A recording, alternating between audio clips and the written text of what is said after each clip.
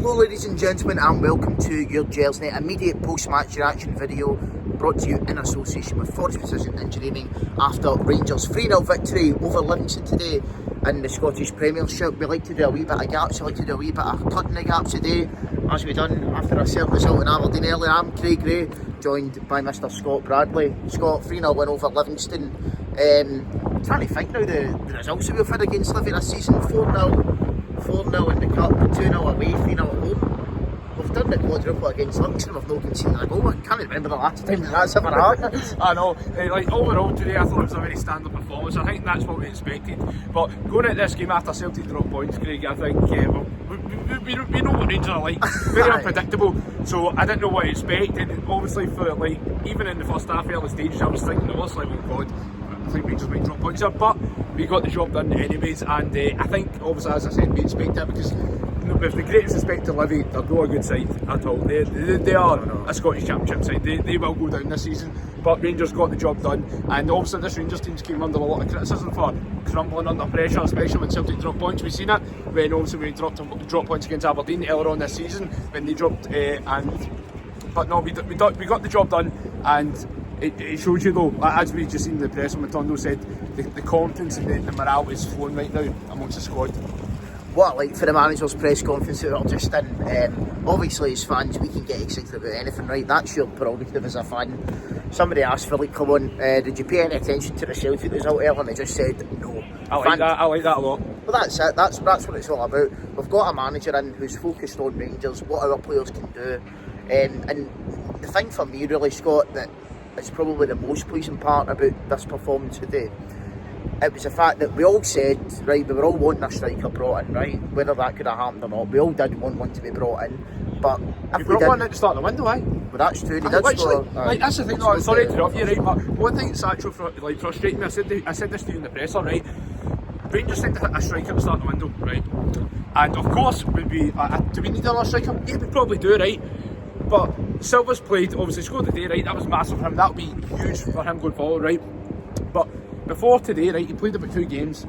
He had a good shift against Hibs. His work rate was tremendous, right? He's a different type of striker from what we're usually accustomed to, right?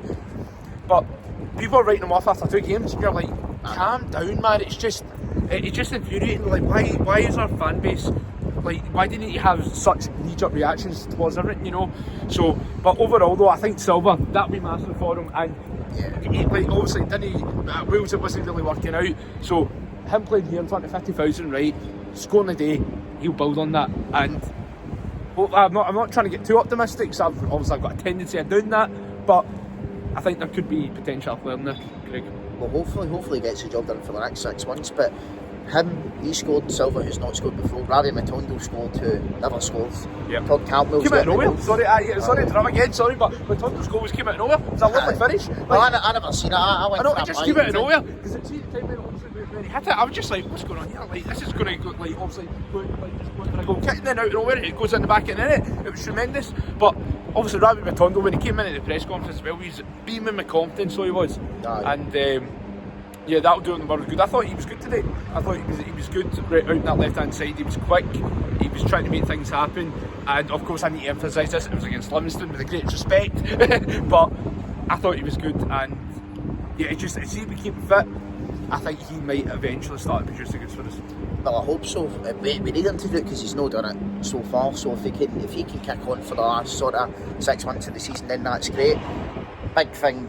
That third goal, I thought the third goal was outstanding. McCausland, he's doing this thing now, McCausland, where he scored a couple of goals since coming into the team, but the last 3 or 4 games he's actually building on his assists. That's 2 assists in the last 3 league games for Cantwell anyway that I can rhyme off. One against Hibs at Easter Road, which wasn't really an assist. He passed the ball to Cantwell before he scored. It's an assist. Yeah. But the one today was definitely an assist. Yeah. That was a brilliant move. And then the zip ball across, the finish by Cantwell. You can see Cantwell loves scoring the goal. And this is the thing with Todd Cantwell, right? We all know he's a brilliant player. We've said it for ages. We all sing the song about him, brilliant. He needs to get numbers. See, to be fair to him, since you're talking about the start of December, mid-December, he has been getting those numbers. He scored against Motherwell, obviously scored against Hibs, scored today. There's probably another goal in there that I forgot scored against Kilmarnock. That was the other one as well. So he's got 4 league goals in the last month, which is pretty decent for a number 10. But whilst obviously that's great, and Cantwell took it in his stride and all that, and really happy and confident, he needs to do this every week now. He needs to do it in the big games, Craig. He needs to do it in the big games. I said it in the pod last Friday. Do you know what it's reminding me of a bit? We can't now, right? Obviously, he's starting to pick up form now, right? But I agree with what you said at the start, like recently, about him, where it's like he's not been getting enough like criticism because he's been kind of like flying under the radar, right? Yeah. But I said in the pod last week about he's recently been starting to remind me of Josh Windass, where the numbers look alright, but overall when you like it's all about the eye test, isn't it? Yeah, when you watch him, sometimes it's just like, what is he? Is the contribution enough, right? Because with Josh Windass, he didn't do a whole lot about it. We get a goal, get an assist, right? But Cantwell, over the last few games, he's starting to like come into his own.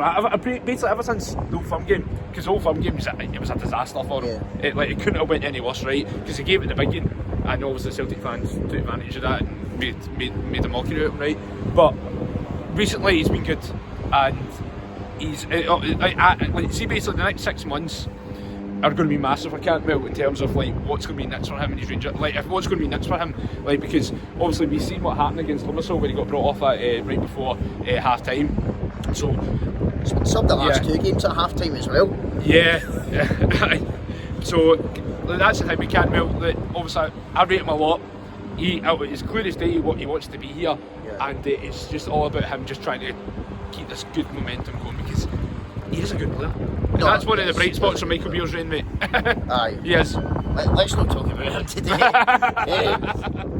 Moving on, later on in the match, obviously it petered out with the third goal, but we managed to get a glimpse of Oscar Cortez, the new Rangers number 16. I mean, I thought he was quite quiet, but I mean, like, it's his first game, I know, it's his first game. You know, he's came from South America originally, moved over to Lons in France. He's only played, I think, 4 games or something this season. But I think the thing that people, pundits in France and South America seem to have is that he's good in big moments. Like, I think he only played about 60 or 70 minutes for Lons in those 4 games that he played, but he got a goal and an assist. So if you're talking about, you know, minutes, goals per minute ratio and stuff like that, it's up there. So he's going to need to do that eventually. It was good for him to get on it today. I kind of see it in the same vein as kind of Silva, because you remember the Kilmarnock game at the start of the month. Silva got like the last 10 minutes to kind of just to allow him to bed in, and you know, you're at Ibrox, you're playing at Ibrox. But do you know what? See the stuff that I've seen of him, I think there could be a play there, and you know, we're going to need guys to contribute, and if he's one of the guys that could maybe get us another 4, 5, 6 goals, a bunch of assists, he could eventually lead us to the title. Yeah. No, you're spot on. Like, that's the thing, though. It's just like with these new signings that we brought in, people just need to give them time. Because like that's the thing that like as I was saying, like our fan base is very quick to judge and write off players, you know. So overall, it obviously just speaking about the transfer business as well, right? Like when you look at it, has it been great? I wouldn't say it's been great. Has it been a disaster? No, far from it. But what did we really expect going into the transfer window? Like literally. Also, we brought in a winger, brought in a midfielder, and a striker. But I'm fairly content with that. To be honest, I'm totally content. I think that's the thing. We did all want another striker, right? But you know, it's not a disaster. I mean, people. This is the funny thing about Rangers fans.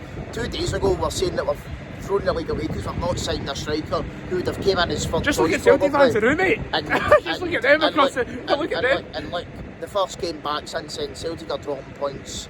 We're winning games. We've cut down the goal difference as well, so we're 3 points behind, a game in hand, 2 goals behind. If we beat Ross County by 3 goals to 0 in that game in hand, which is more than doable because it's Ross County and it's at Ibrox, then we go top of the league. But I mean, it's been a pretty big day at the office, can't really complain. Yeah, no complaints. It was a standard performance, 3 points, 3 goals, clean sheet. What more could you really ask for, you know? Like, overall, happy days. And we've got the groundsman behind us. Apologies for that noise. I know. I can't even believe it's green. That's shocking, by the way. That's a fine. No, but guys, thanks very much for joining us. Alec Anderson, you've probably already seen his video. He's going to be even more delighted than us after today's game. and I'll be back on tomorrow as well at 9:30 on the Sunday. But ladies and gentlemen, Scott, thanks very much for joining me today, and we'll be back tomorrow. See you soon, guys. Bye.